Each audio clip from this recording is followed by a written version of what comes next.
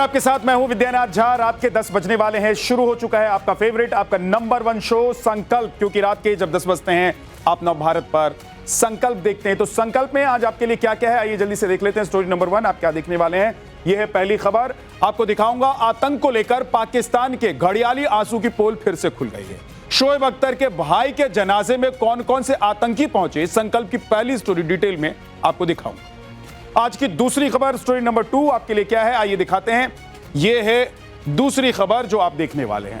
अफगानिस्तान के खिलाफ मुनीर ने कसाई प्लान बनाया, मासूमों पर बम बरसाए, लेकिन अब कैसे पाकिस्तान के इस प्लान के चिथड़े उड़ने वाले हैं, संकल्प की दूसरी स्टोरी में आपको दिखाऊंगा। संकल्प की तीसरी स्टोरी, तीसरी खबर आपके लिए क्या है वो देखते हैं। यह है आज की तीसरी खबर जो आप देखने वाले हैं। केतन का हत्यारा फांसी से नहीं बच पाएगा। सिया के ड्राइवर ने वो कौन सा राज खोल दिया जिससे इस मर्डर केस में नया मोड़ आ गया है। संकल्प की तीसरी स्पेशल स्टोरी आपको दिखाऊंगा। तो ये 3 खबरें आज संकल्प में आपके लिए है, लेकिन सबसे पहले देखिए मातम में पाकिस्तानी आतंक। जिस वक्त कराची में बम धमाके के बाद पाकिस्तान दहशतगर्दी का विलाप करके अपनी छाती पीट रहा है, खुद को आतंक से पीड़ित देश बताकर मासूम बनने की कोशिश कर रहा है, ठीक उसी वक्त पाकिस्तान के आतंक चरित्र को साबित करने वाली एक तस्वीर मीडिया से लेकर सोशल मीडिया तक गर्दिश कर रही है। पाकिस्तान के तेज गेंदबाज शोएब अख्तर का नाम आपने सुना ही होगा। अभी हाल ही में उनके बड़े भाई की डेथ हुई, जिसके बाद जनाजे में शामिल होने के लिए लश्कर के कई बड़े नेता पहुंचे। देखिए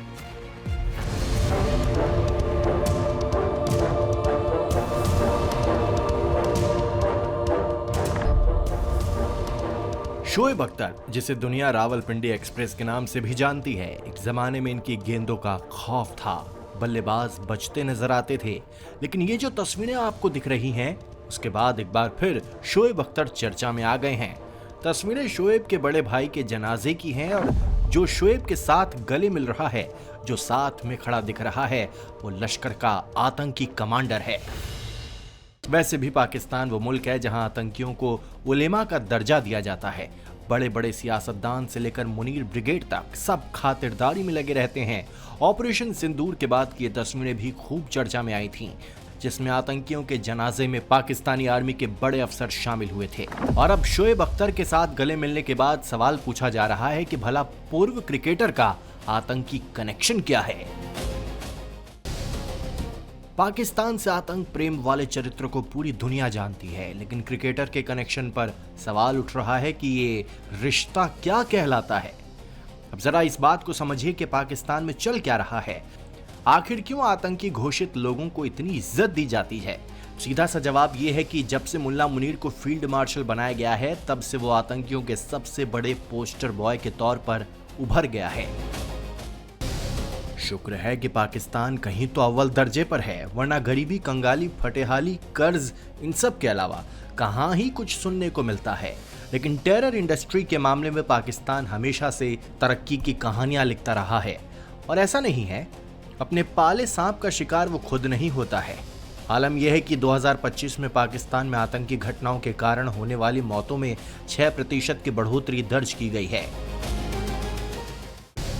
पाकिस्तान की एक और खासियत है कि वो भले ही किसी अच्छे रिवाज को फॉलो न करे, लेकिन अपने पूर्व के हुक्मरानों की तरह हाफिज सईद से लेकर अजहर मसूद जैसों की खातिरदारी में कोई कसर नहीं छोड़ता, बल्कि इसमें होड़ रहती है कि ज्यादा नंबर किसको मिले।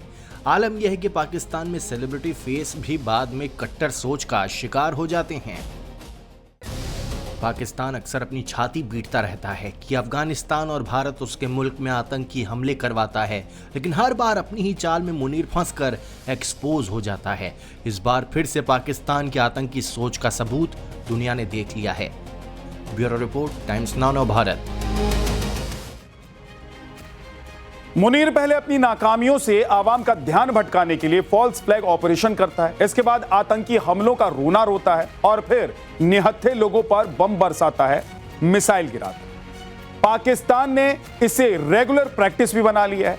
इस बार भी कराची पर हमला हुआ, जिसके बाद मुनीर आर्मी ने अफगानिस्तान के कई इलाकों में भीषण एयर स्ट्राइक करके 11 बच्चों और एक महिला समेत 13 बेगुनाहों की जान ली।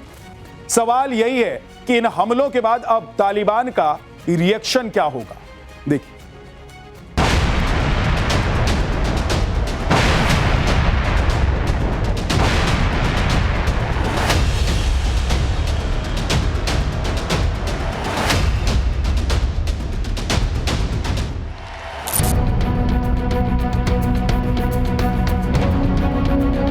एक तरफ पीओजेके में मुनीर के कसाई प्लान के खिलाफ आखिरी जंग की तैयारी है, तो दूसरी तरफ दुनिया का ध्यान भटकाने के लिए मुनीर अफगानिस्तान पर एयर स्ट्राइक कर खुद फंस गया है। फील्ड मार्शल कितना बड़ा शांति दूत है, ये एक बार फिर साबित हो गया है। कराची में रेंजर्स के हेडक्वार्टर पर हमला हुआ, जिसके बाद आधी रात को मुनीर ने अफगानिस्तान पर एयर स्ट्राइक कर दी। निहत्थे बेगुनाह बच्चों और औरतों को मार डाला और लॉजिक क्या दिया, आतंकी ठिकानों को तबाह कर दिया। पाकिस्तान ये दावा कर रहा है कि कराची में रेंजर्स हेडक्वार्टर पर हमले का उसने बदला लिया है, जो टीटीपी के आतंकियों ने किया था। वो कई आतंकियों के मारे जाने का दावा भी कर रहा है, लेकिन वो सबूत नहीं दे पा रहा कि हमला वाकई आतंकी ठिकानों पर हुआ है या फिर निर्दोष लोगों की बलि लेकर एक बार फिर अपना मकसद हासिल किया गया है। कराची में जो हमला हुआ, उसकी शुरुआती जांच होने से पहले ही अफगानिस्तान पर मुनीर का हमला कई आशंकाओं को जन्म दे रहा है। दबी जुबान पाकिस्तान में ही कहा यह भी जा रहा है कि कहीं कराची में मुनीर के इशारे पर ही तो फॉल्स फ्लैग ऑपरेशन नहीं हुआ, क्योंकि देश के भीतर बलूचिस्तान से लेकर पीओके तक आग लगी हुई है। लोगों में मुनीर शहबाज को लेकर नाराजगी है। पहले खुद आतंकी हमला कराओ, फिर उस अफगानिस्तान पर एयर स्ट्राइक कर दो जो हवाई सुरक्षा के मामले में कमजोर है, और खुद को देश में हीरो साबित कर दो। मुनीर बीते कुछ महीनों से यही फॉर्मूला अपना रहा है। बाकी उसकी नापाक कारगुजारियों को कवर फायर देने के लिए मुनीर का गैंग है ही। अफगानिस्तान पर एयर स्ट्राइक करके पाकिस्तान हमेशा टेरर कैंप्स पर हमले की दलीलें देता है। मतलब इनकी बेशर्मी की हद तो देखिए, जो खुद पूरी दुनिया में टेरर एक्सपोर्ट करने के लिए कुख्यात हो, जिसे दुनिया टेरर स्टेट का तमगा दे चुकी हो, वो देश दहशतगर्दी पर ज्ञान बघाड़ता है और कुछ नहीं मिलता तो हर बात में भारत का नाम घसीट लाता है। कल में वक्त एक छोटे से ब्रेक का है, लौटकर आपको दिखाऊंगा केतन मर्डर केस में नई गवाही। केतन अग्रवाल मर्डर केस की जांच जैसे जैसे आगे बढ़ रही है, वैसे वैसे चौंकाने वाले खुलासे हो रहे हैं। केतन अग्रवाल के कातिलों के खिलाफ एक बड़ी गवाही सामने आई। केतन सिया की बाली प्री वेडिंग ट्रिप के लिए 6 जून को एयरपोर्ट पर छोड़ने वाले कैब ड्राइवर का बयान सामने आया है, जिससे एक बात फिर से साफ हो चुकी है कि केतन अग्रवाल का कत्ल पूरी तैयारी और प्लानिंग के साथ किया गया। जांच का दायरा बढ़ने के साथ ही कहा जा रहा है कि कुछ भी कर लें, केतन के कातिल बच नहीं पाएंगे। सवाल यह है कि देश को झकझोरने वाली इस खौफनाक वारदात को अंजाम देने वालों का फांसी के फंदे तक पहुंचना तय है, लेकिन अभी जो नए नए सबूत आ रहे हैं वो क्या है, देखिए एक्सक्लूसिव स्टोरी।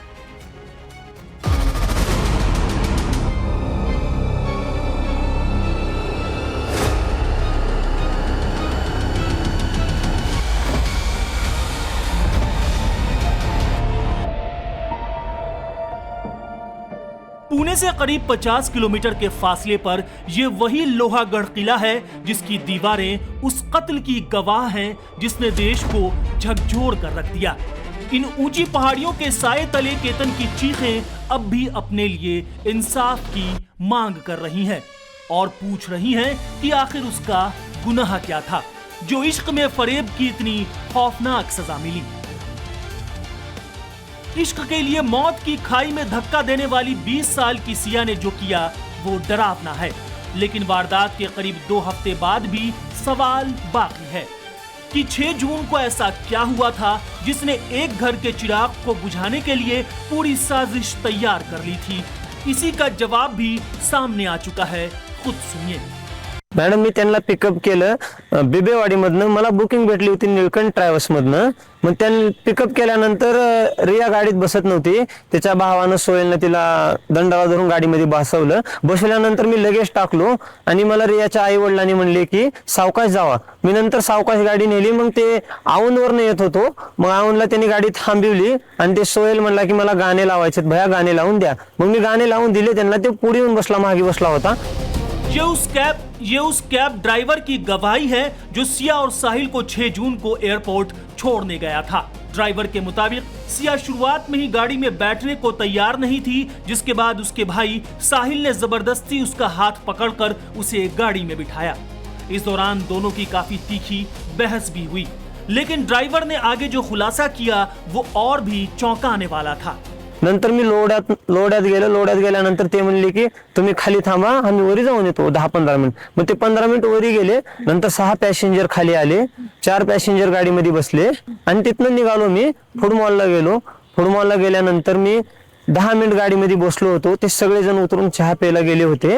गेल्यानंतर मग एक मुलगी आली माझ्यापाशी गाडीपाशी. त्यांच्या पर्समधलं काय ते सामान घेतले त्याने. मग नंतर ते अर्धा तासानं आले, गाडीमध्ये बसल्यानंतर मग मला चला म्हणले. मग मी निघालो मुंबई एअरपोर्टला. कैब ड्राइवर के मुताबिक उसने सभी लोगों को एयरपोर्ट छोड़ा. बाद में कॉल आया कि केतन का पासपोर्ट कैब में छूट गया है. गाड़ी की सभी ने तलाशी ली, लेकिन गाड़ी में पासपोर्ट नहीं मिला. तिथे गेल्यानंतर ड्रॉप केलो मी. ड्रॉप केल्यानंतर मला त्यांचा कॉल आला. मी 200 मीटर गेलो होतो पुढे. भया गाडी तुम्ही, मला माझं बॅग राहिले, मला बॅग आणून द्या. त्यांनी 200 मीटर चालत आले. मी 200 मीटर मागे रिवाज गाडी घेतली. मग घेतल्यानंतर एक 500 मीटर मी खाली गेलो होतो. त्यांचा लगेच मला कॉल आला की भया माझं पासपोर्ट विसरले, गाडीमध्ये बघा, व्हिडिओ कॉल करतो मी. मग त्यांनी नंतर मला व्हिडिओ कॉल केला.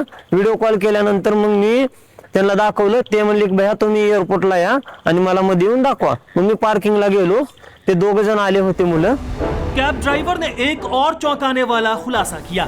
बताया कि फूड कोर्ट में रुकने के दौरान सिया ने अपने बैग से कुछ निकालकर अपनी जेब में रख लिया था. नाही ना मॅडम, एवढं पर्सनल गोष्टीला आम्ही लक्ष देत नाही कस्टमरच्या. वस्तू काढत ते बघत होतो मी. फूड मॉलला थांबल्यास पर्स मधून काहीतरी काढत होते. सवाल ये है कि वो ऐसी कौन सी चीज थी जिसे सिया ने अपने पास रखना ही मुनासिब समझा. इस सवाल का जवाब मिलना बाकी है. लेकिन इतना जरूर माना जा रहा है कि 26 साल के केतन अग्रवाल की हत्या के पीछे एक फुल प्रूफ प्लानिंग थी, जिसकी तस्दीक ये तस्वीर कर रही है. ये उसी स्कूटी की तस्वीर है जिसे चेतन ने लोहागढ़ किले तक पहुंचने के लिए इस्तेमाल किया था. चेतन चौधरी ने टोल प्लाजा के इलेक्ट्रॉनिक रिकॉर्ड और सीसीटीवी कैमरों में अपनी मौजूदगी दर्ज होने से बचने के लिए कार का इस्तेमाल नहीं किया. चेतन 50 किलोमीटर स्कूटर चलाकर लोनावला के लोहागढ़ किले तक पहुंचा और वारदात के बाद उसी स्कूटर से वापस लौट आया. पुलिस ने अब स्कूटर को भी जब्त कर लिया है. पुलिस सूत्रों के मुताबिक हत्या से पहले सिया और चेतन लोहागढ़ किले का कई बार दौरा कर चुके थे.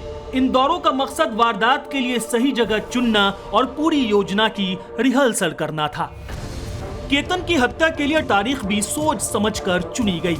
जांच में पता चला कि चेतन नहीं चाहता था कि सिया 19 जून को केतन के साथ महाबलेश्वर जाकर सिया का जन्मदिन मनाए.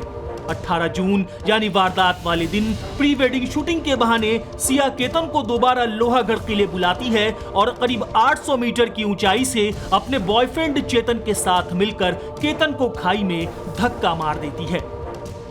28 जून को पुलिस ने केतन हत्याकांड का क्राइम सीन रिक्रिएट किया.